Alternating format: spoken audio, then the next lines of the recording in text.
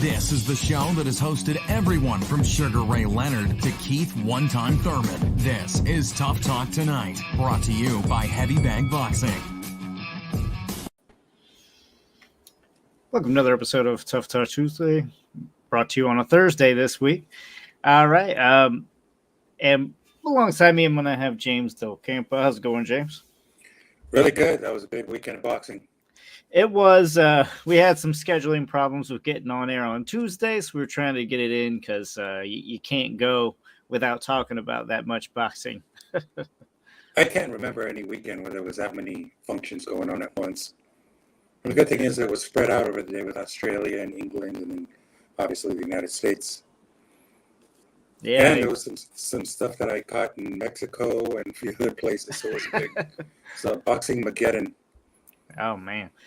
Yeah, there was a ton. So let's kind of sift through it here a little bit. Let's talk Wilder's KO of Helenius. It wasn't what we were hoping it was going to be.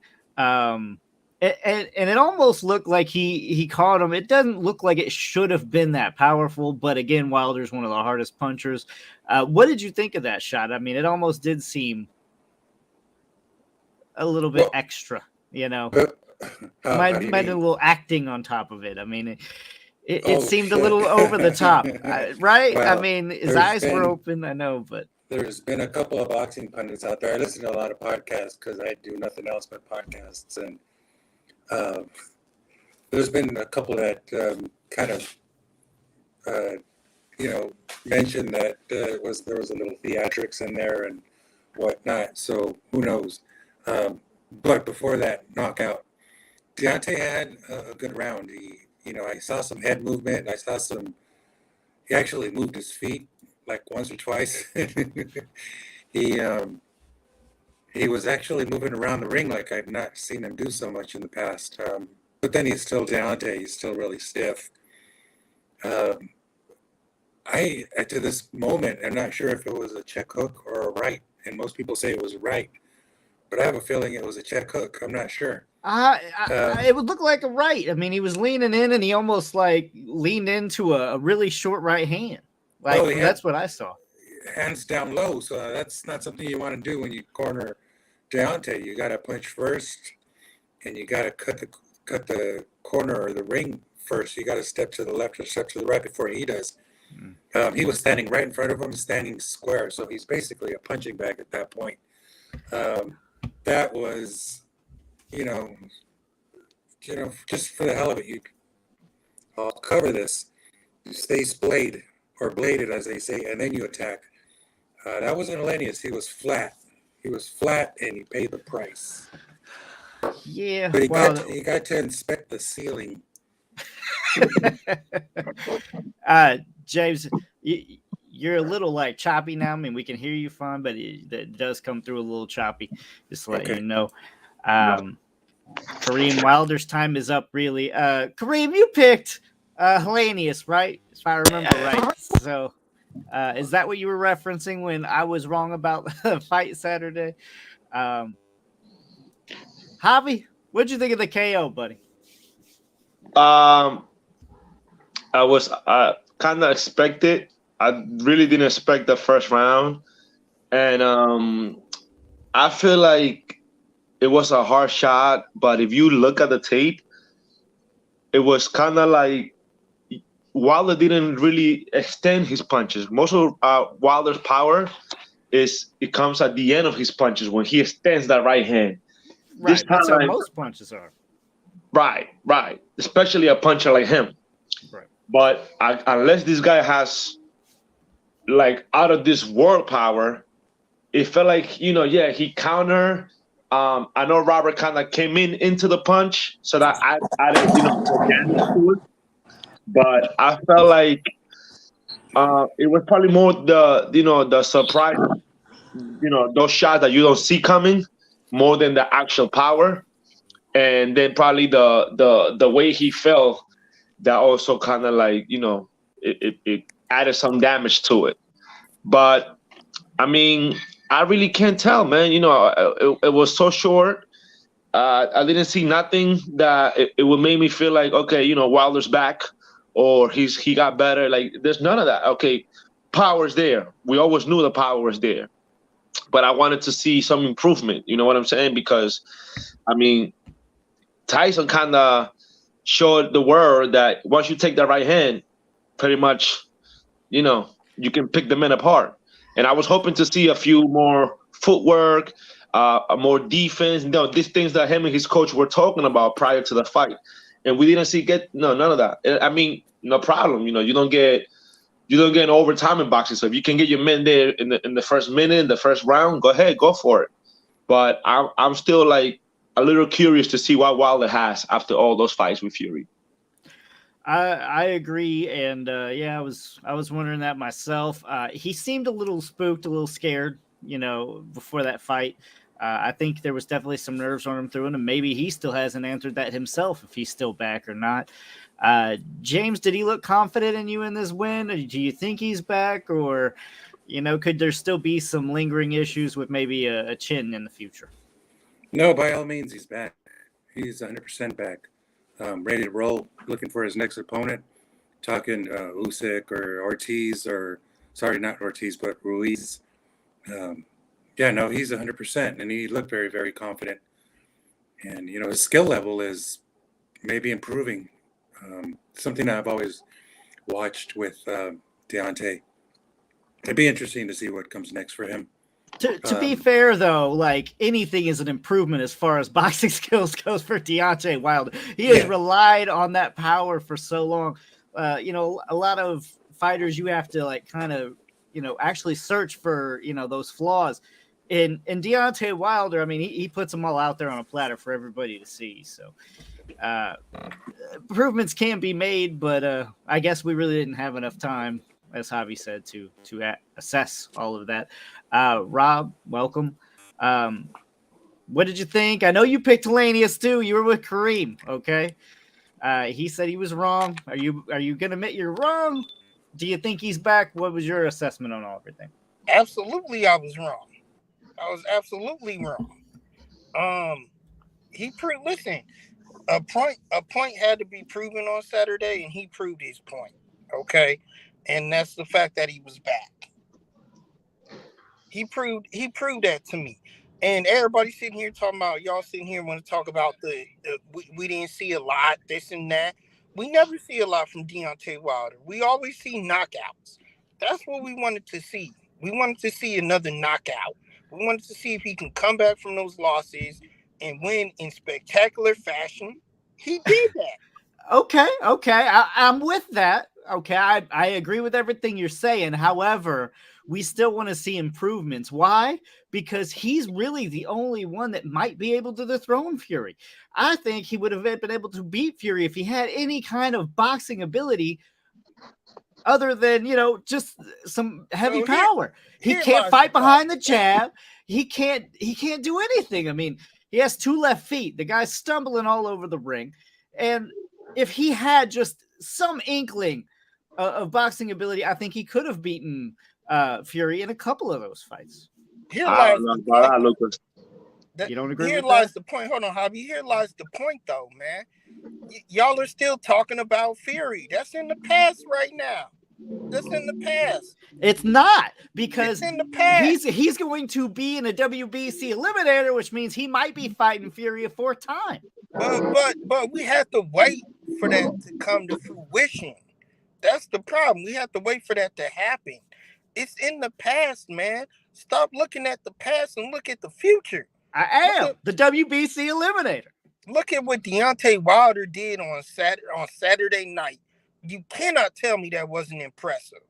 You can't tell me that wasn't impressive. It wasn't. It was Helenius 1, and 2, he like suffocated his own right hook. Like that's the way I saw it. I don't know, man. That was an impressive knockout. We all wanted to see that. He came back, man. He came back. Yeah, I wrote him off. It sounds like y'all are writing him off now, which I don't understand. After he showed us what he showed us on Saturday, man. I'm not writing him off. Ain't nobody writing him off. I'm not writing him off. The man is back, Javi. The man is back. Give him just two. Y'all want to call out Fury already. Fury, that's the past, man. That's the past. I get that part, but nobody's writing him off. You wrote him off, and now you're saying he's back. I ain't writing him off, but at the same time, I ain't hyping on that wagon. I ain't hyping him up either. You know what I'm saying? The thing about it is, he did what he was supposed to do. You know what I'm saying? Get his men out of there.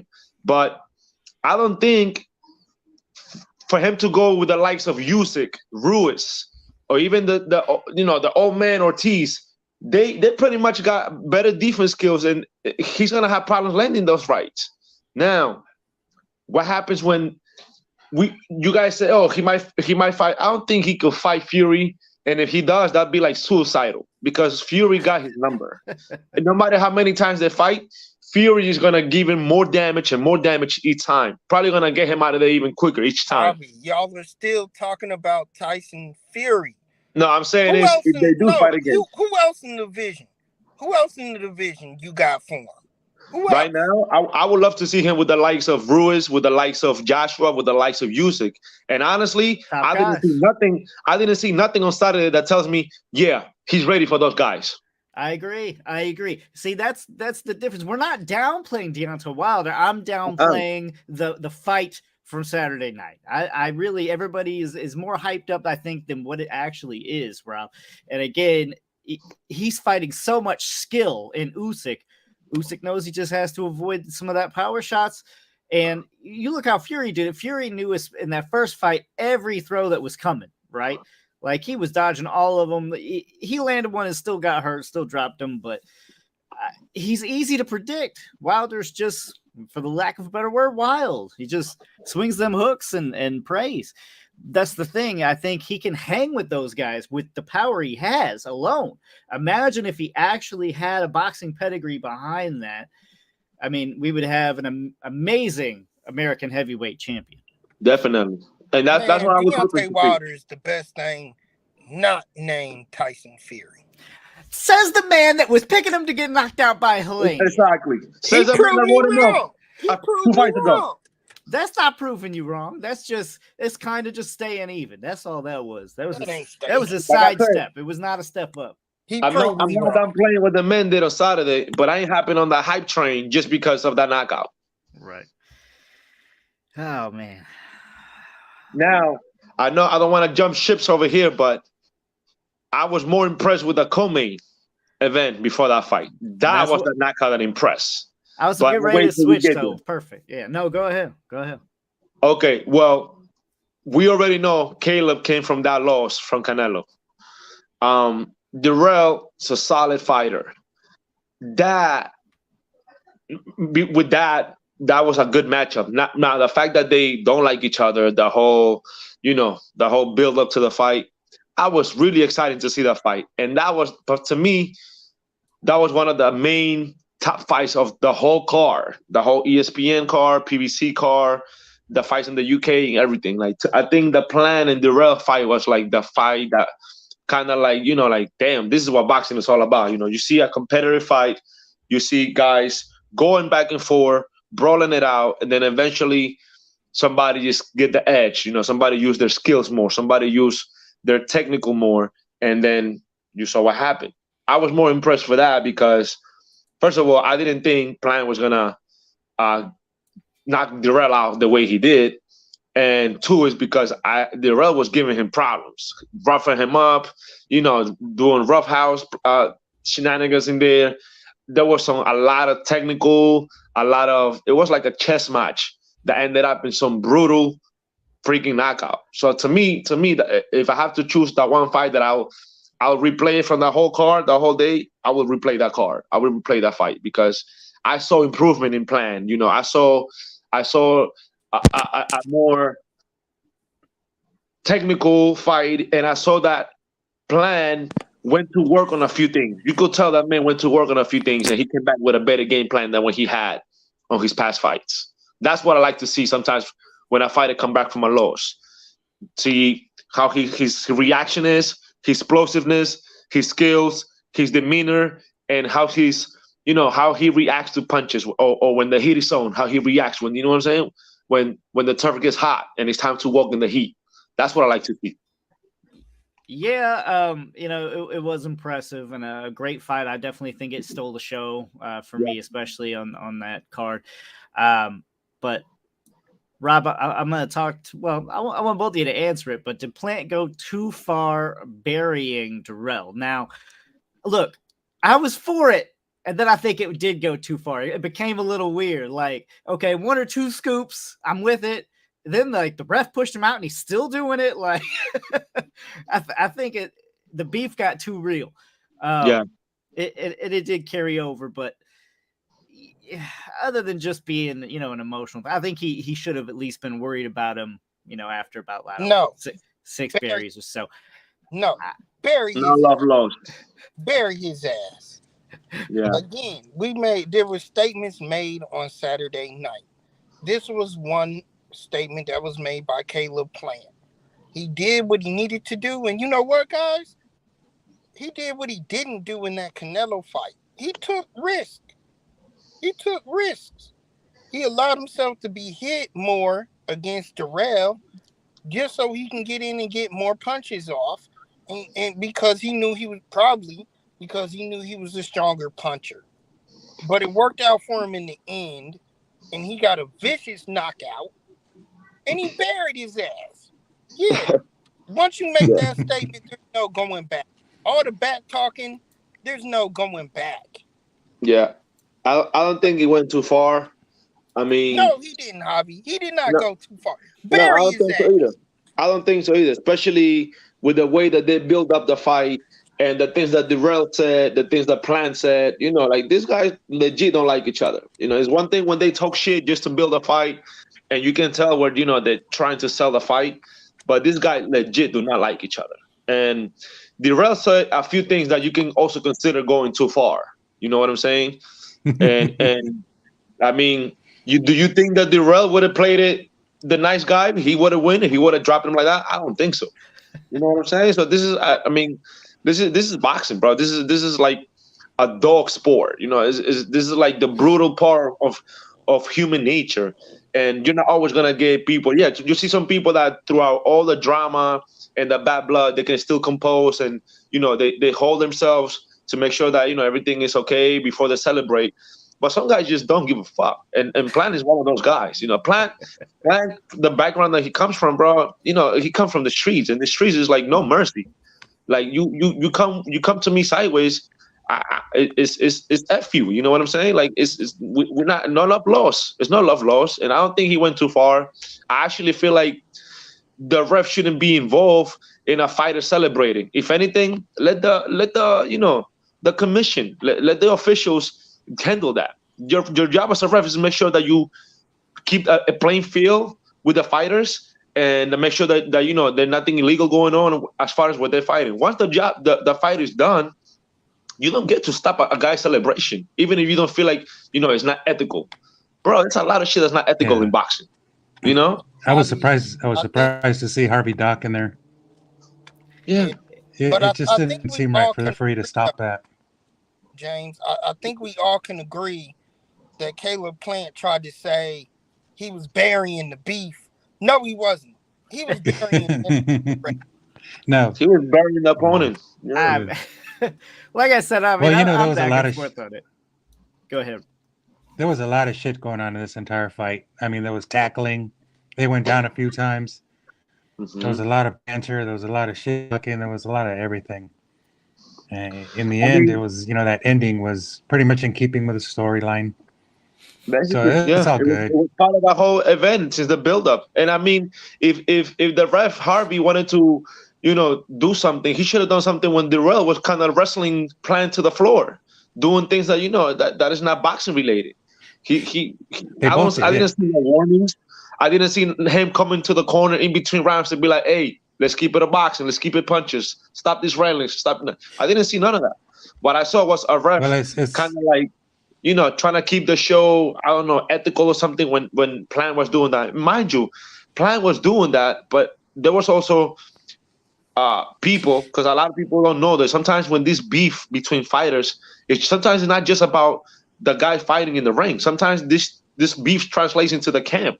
and sometimes it's out of the camp. It's the family, the whole entourage, and then now you have like a group of people against a group of people. Sometimes this beef doesn't get settled just because the fight is fought. Sometimes this shit gets carried away after, or out of the ring. Yeah. And I feel like Plant was doing that because he had the whole crowd basically letting Darrell know and his people know, like, I'm not the one you're gonna F with.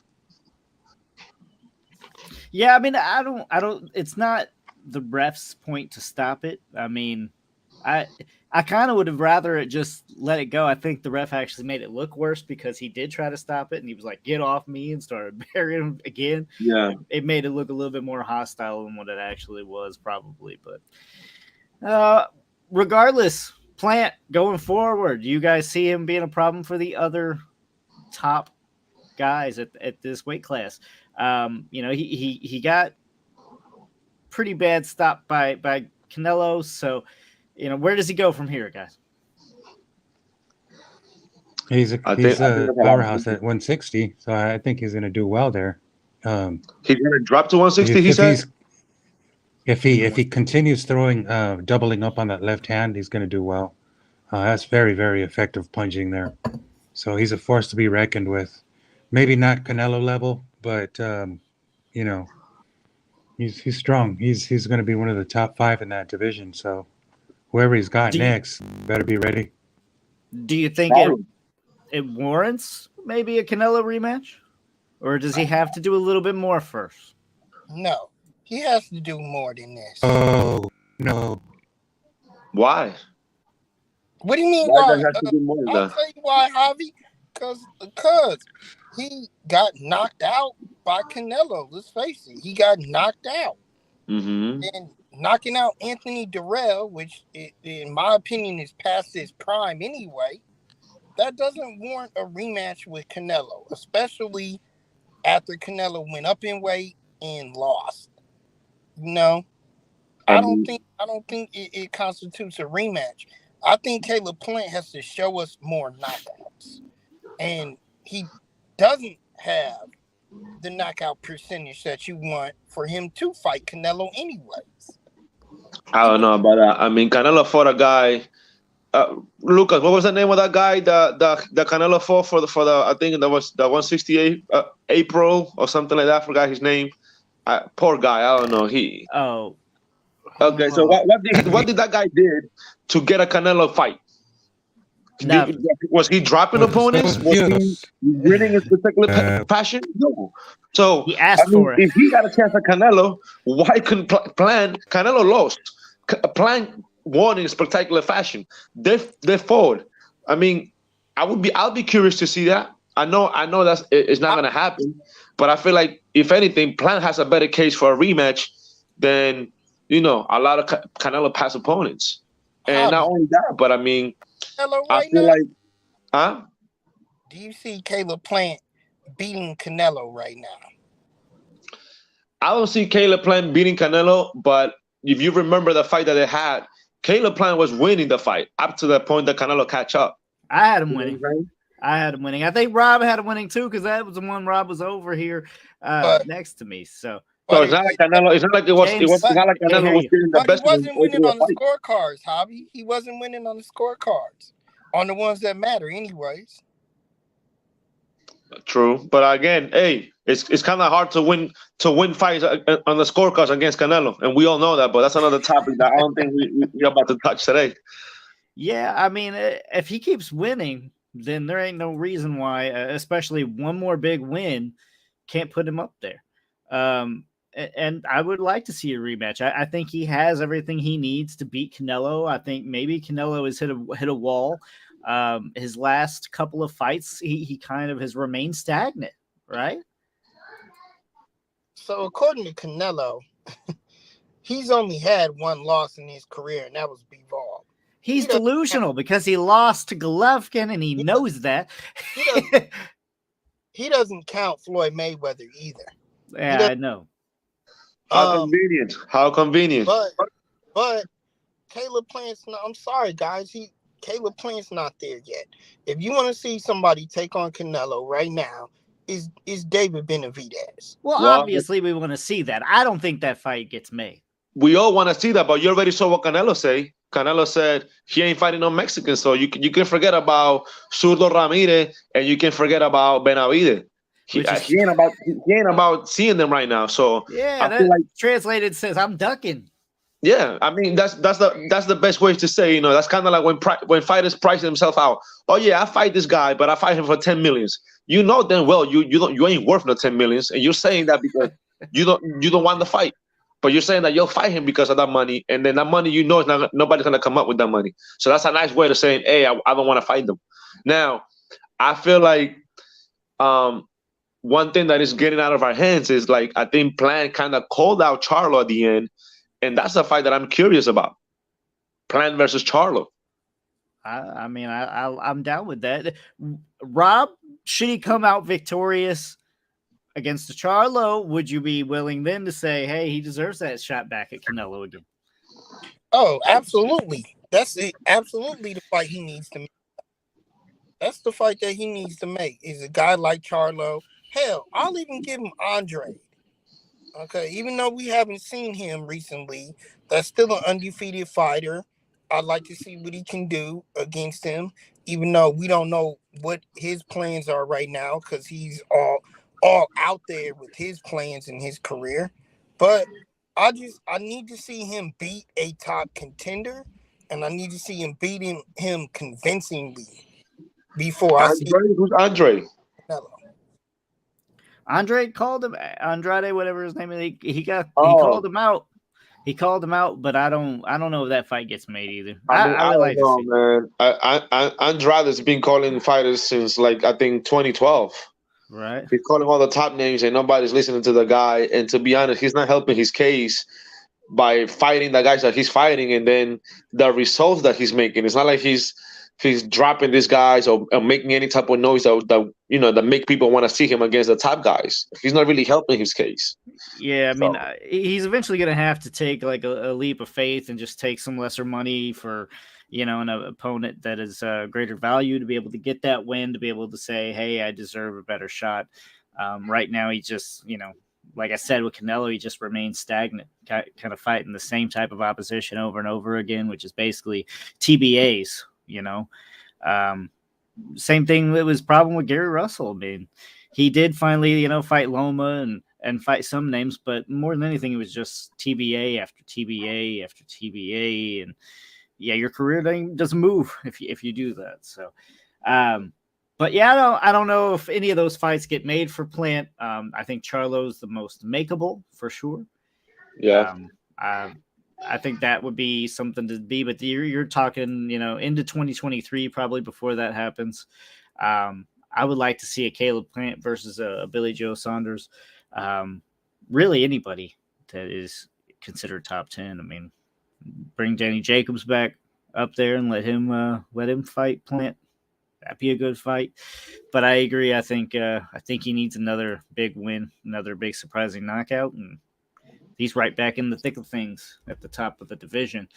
I really want to see who Canelo's going to face next in that division, but I think his time is numbered. But that's a different show. Let's move on. Rob, what was the fight on the women's card? Was it the main event or was it the co-main for you? Look, I feel like I was dead on with the co-main when I told you it'd be a chess match. Everybody was like, no, it's going to be action-packed, all this and that. I told y'all it was going to be a chess match. And I told you whoever would make the adjustments would win that fight. That being said, I have to say this.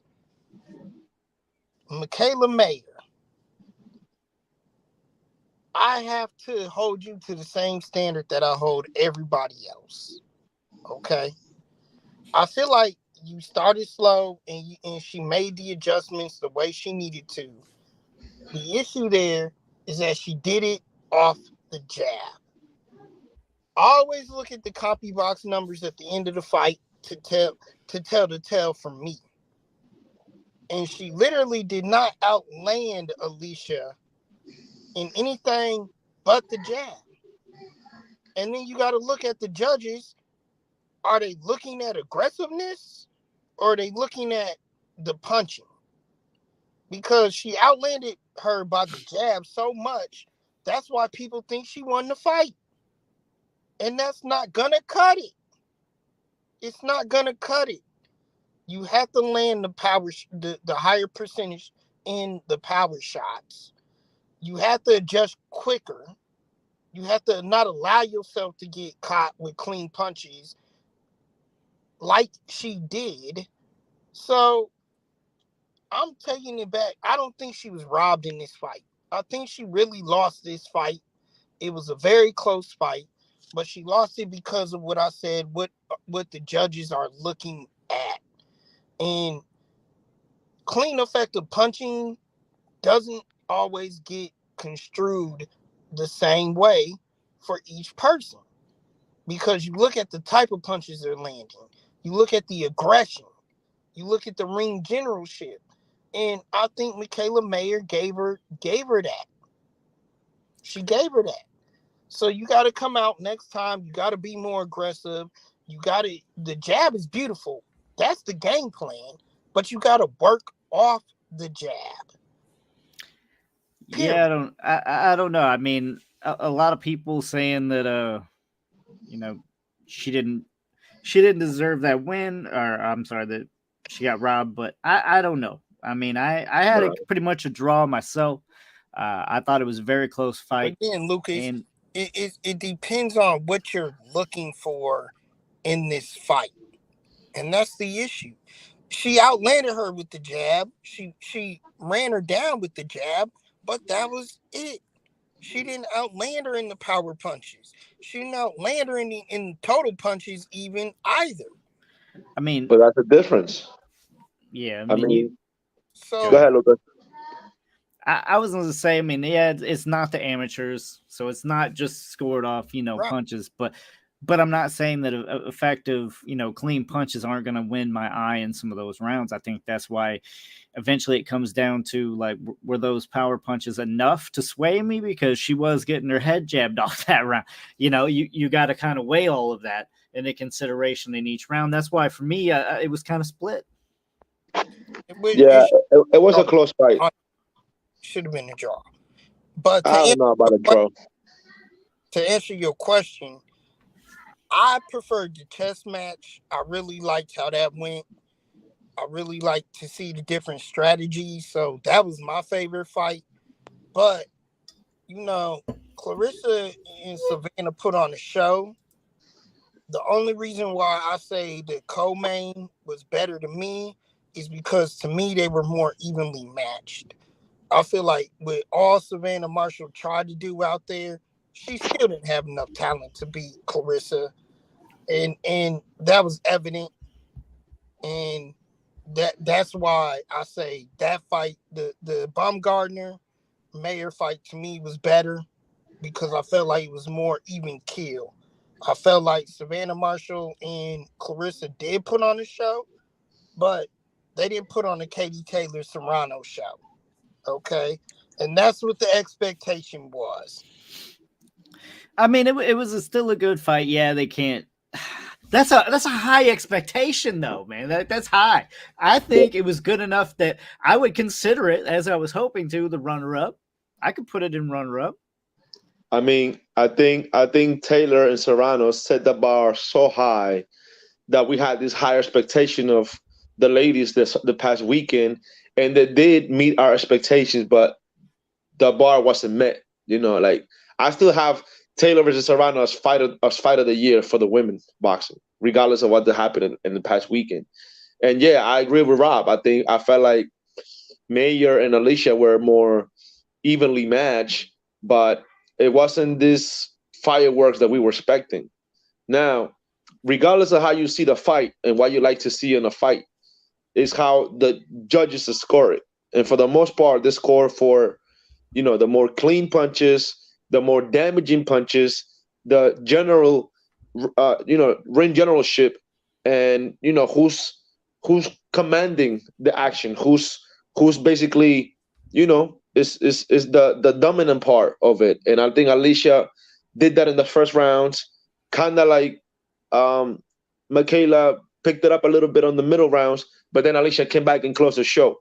It was a close fight, but definitely you could see the pedigree of Alicia topping off the skills of Mayer. And I had Mayer for that fight. I picked her to win, but from the first rounds, I kind of knew like, damn, Alicia's having fun. She's composed. She's switching it up, using her footwork, and you could tell that the more damaging punches. I mean, at the end of the day, this is the hurt business. You might like jabs, and you can land thousands of jabs, but if that person you can land 50 jabs in one round. If you get caught by a good right hand, and that right hand, it makes the crowd goes like woo, and the judges are gonna look at that, and then your head's gonna snap back. They're gonna score that they're gonna override your 50 jabs over that one right hand. You know what I'm saying? And I feel like Alicia knew that, and she knew when to trade with. That's another thing too that I was looking at. She knew when to trade and when not to trade, because there were times when they were training because kind of like Michaela was putting the pressure, and there were times where Alicia was like, okay, we're gonna trade right now, and then there were times like, not right now, on my time, and that's what the judges are looking for. Who's commanding the action? And I felt like that was Alicia basically the whole part, and it surprised me because I felt like once I saw Michaela making the adjustments and kind of picking it up in the middle rounds, I was like, okay, this is it. Michaela's about to step up and close the show, but no, I mean when Michaela stepped it up a little bit, Alicia stepped it up a little more. Then she stepped it out a little bit more, and then Alicia stepped it up a little more. So Alicia had an answer for everything that Michaela was doing. And I felt like even though it was a close fight and an evenly match, that wasn't a draw. Alicia got the best of her, definitely. So you had it close, I would assume. I had it close, but I had Alicia edging it on the championship rounds. She definitely edged it on the championship rounds, and sometimes that's what it is. She also played it smart. She will attack on the first minute of the round, and then kind of like let Michaela work on between the middle rounds, and then the last 40-30 seconds come and close the round again. That's all a strategy.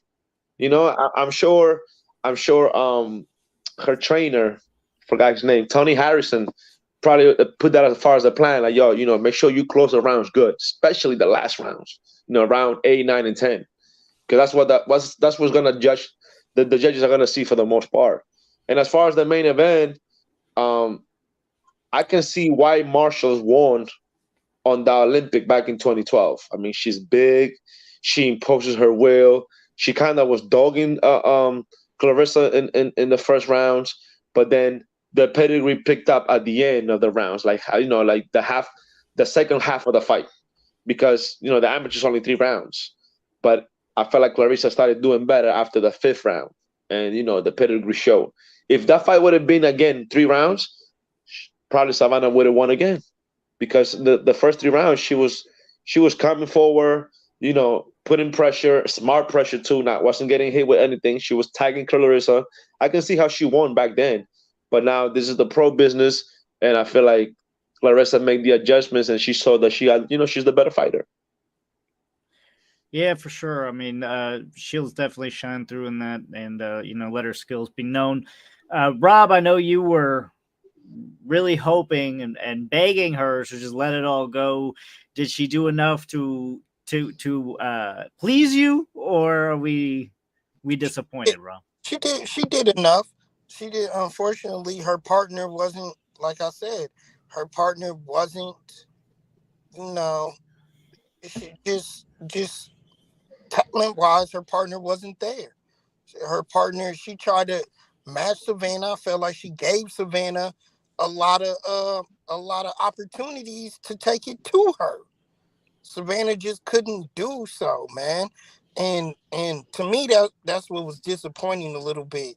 Is I felt like Carissa was like, man, let's get in here, let's rough it out, let's do what we need to do, let's make this a war. And she didn't have an equal dancing partner. And unfortunately for Clarissa, that might not be the case.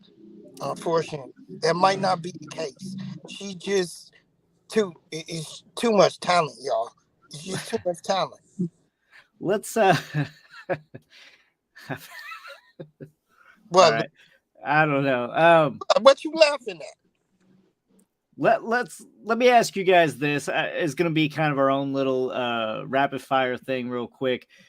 Do you see in 2023, maybe before 2025, where a woman main event has a decent like co-main, so a woman main eventing a male card? What do you mean? Like again, like an all women card again? Right. So like just let's take well just a normal fight card, in fact. So we'll take like the Wilder Helenius card, right? Just remove that main event and insert, Serrano Taylor 2 or something like that. Can you see that in the future? In the next couple of years? The problem is the women want the forefront for themselves. Okay, so that's a no. With all due respect, they want the Is that what do you mean? Are you saying they want the whole card? Is that what you're saying? No, they will. Yes, they don't want to be a co-main because it's happened before with Christy Martin. Christy Martin used to always be on the Tyson undercards, and that's how she got notoriety. That's why she's one of the best most notable women's boxers out there because of that. Layla Ali used to get, main event features throughout her career. The issue is that they don't want to be second fiddle to the men. That's the problem. What I'm saying is, are we going to see a main event, though? A woman's main event, not a co-main. I'm talking about a main event. Okay, I'll tell you like this. You put Serrano and Katie Taylor 2 on there, I want to see that over any men's fight I've seen this year. So you're saying that main event could warrant like a actual decent undercard with men and women? Men, yes. I want to see that. I want to see every men's boxing fight that night was so underperforming compared to Serrano, Katie Taylor 2. If you would have put the action that we saw with the men's bouts and co-feature that with Katie Taylor and Serrano, Katie Taylor and Serrano still hold their own. Okay. In that case, other than that fight, other than Taylor Serrano 2, do we see anybody else? Do we see Shields as a main event to an actual decent male undercard? I can see it. If Shields has a camp there, that she could try to get the Durrells to do that with her. She could try to get the Durrell brothers to do an undercard and let her be the main card, and then kind of come up that way. She could do that. I think that can definitely happen with the right undercard. Okay. Javi, you agree? Yeah. No, I don't know. Not really. I feel like they could have a main event, but it would have to be the likes of, Serrano Taylor, Alicia versus Michaela, Clarissa versus Savannah Marshalls. It has to be an intriguing match that will make the public tune in, kind of like this past fights have it in. So that's the question, Javi. Are those matchups warranted enough to be a main event on a men's card? I feel like if each fighter comes with the accolades, the way that these matches have been, right? They could be worth it. They could be worth it. No, Javi, you don't agree. No. I mean, I don't agree that they like just get a main card of. I mean, if they want to do it all women event just like they done it, they could. But I mean, it's like I said last week, boxing is a sexist sport, and the men are always gonna look at a women boxing like, they're always gonna have to point something out.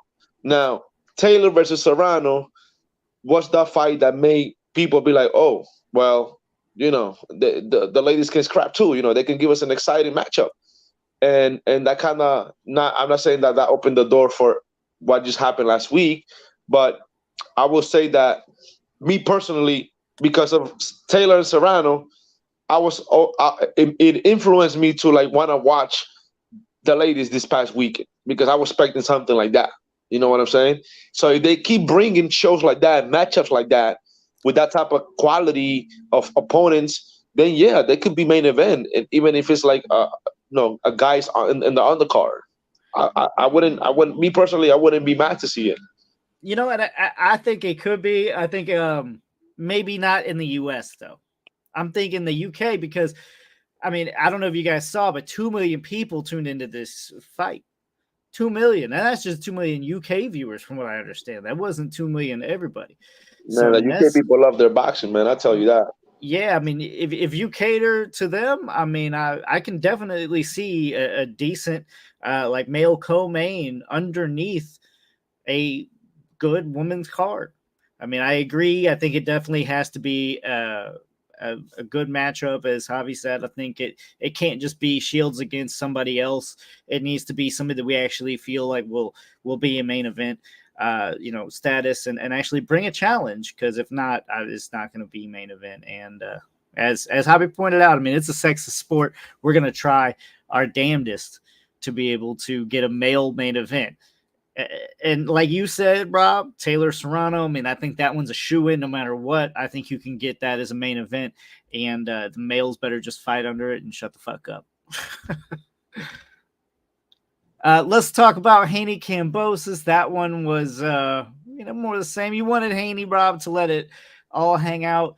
I think he did cause a little bit more and actually hung in there more than what he really had to try to gain some fan base. Rob, would you agree that's what he was doing, or do you think Kambosos was causing all that action?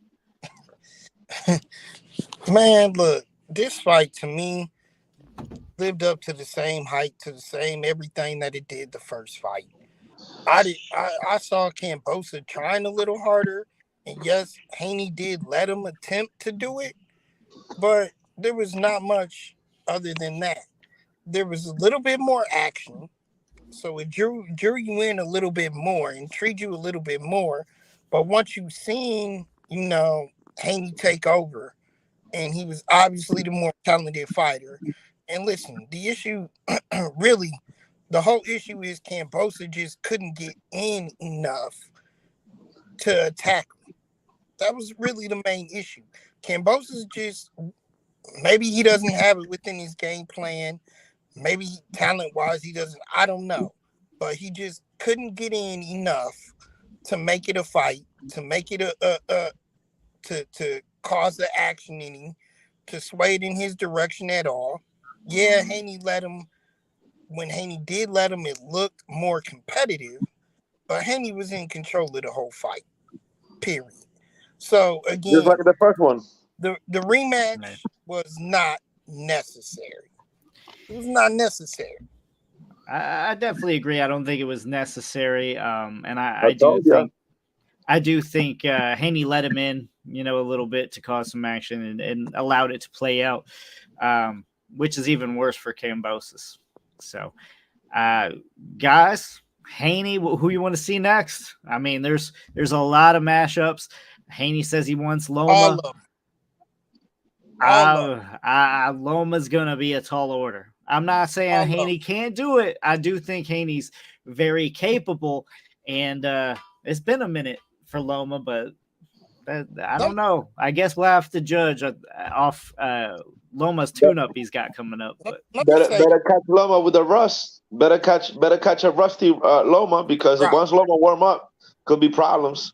I think Sakura was just saying something about the ladies' card. Yeah.